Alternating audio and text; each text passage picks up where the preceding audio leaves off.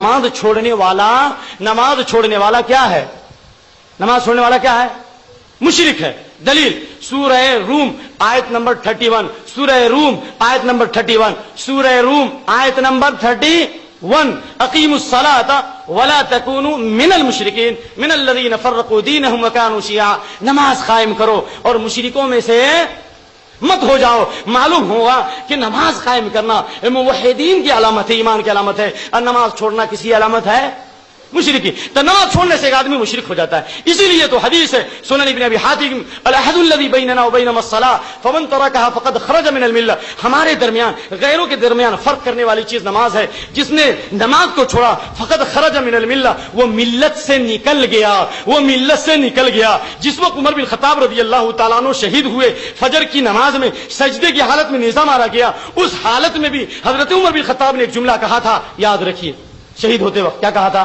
لا حظ فی الاسلام لمن ترک الصلاۃ، جس نے نماز چھوڑ دی اس کا اسلام میں کوئی حصہ نہیں ہے، اس کا اسلام میں کوئی حصہ بکھرا نہیں ہے، وہ اسلام سے نکل گیا۔ یہ صحابہ کا عقیدہ تھا۔ تو ایسا نہیں، آپ چھوٹے شرک سے بچ رہے ہیں، قبروں کے شرک سے بچ رہے ہیں، مزاروں کے شرک سے بچ رہے ہیں، لیکن نماز چھوڑ کر کے مشرک بن رہے ہیں۔ اللہ فرماتا ہے اقیموا الصلاۃ ولا تکونوا من المشرکین، نماز قائم کرو، مشرکوں میں سے مت جاؤ، مت بنو، یعنی نماز چھوڑنے کی وجہ سے آپ مشرک بن جائیں گے۔ اور ایک روایت اور بتاتا ہوں، 40 دن آپ تکبیر اولیٰ کے ساتھ نماز پڑھیں گے، اللہ آپ کو شرک سے بھی بچائے گا اور اللہ آپ کو جہنم سے بھی بچائے گا۔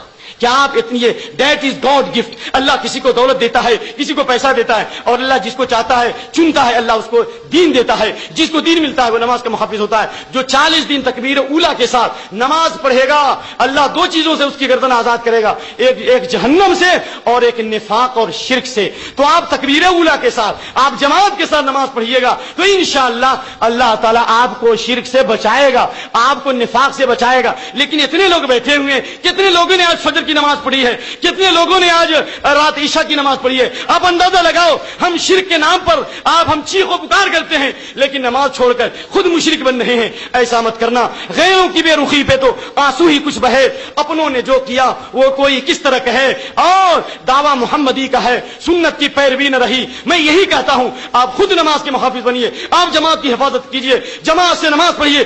اللہ تعالیٰ نے نبی کو میدان جنگ میں بھی اور میدان جنگ میں بھی اللہ نے نبی کو کہا جماعت سے نماز پڑھنے کے لیے۔ آپ خوشحالی اور فارغ البالی میں سو کر کے آپ نماز کو چھوڑ دیتے ہیں اور آپ کہتے ہیں کہ ہم توحید پر ہیں، ہم شرک سے دور ہیں۔ ہرگز نہیں، ہرگز نہیں۔ نماز چھوڑو گے، جماعت چھوڑو گے، کبھی آپ کی دعوت اثر نہیں کر سکتی، کبھی آپ کی زبان میں تاثیر نہیں ہو سکتی، کبھی آپ کے ذریعے ہدایت نہیں مل سکتی۔ اگر شرک کو خاتمہ مٹانا ہے، مشرکین کو کی اصلاح کرنی ہے، آپ کو خود موحدین بننا پڑے گا، آپ کو جماعت سے نماز پڑھنی پڑے گی، جماعت کی حفاظت کرنی پڑے گی۔ اللہ سے دعا ہے کہ اللہ تعالیٰ ہمارے اعمال کو درست فرمائے اور اللہ ہماری نیتوں کو خالص فرمائے۔ جنہوں نے اس پروگرام منعقد کیا ہے اللہ دنیا اور آخرت میں ان کے چہروں کو روشن کر دے۔ بڑی خوشی ہوئی کہ آپ لوگوں کا یہ اجتماع دیکھ کر، آپ کا یہ برانچ دیکھ کر بڑی خوشی ہو رہی ہے۔ اللہ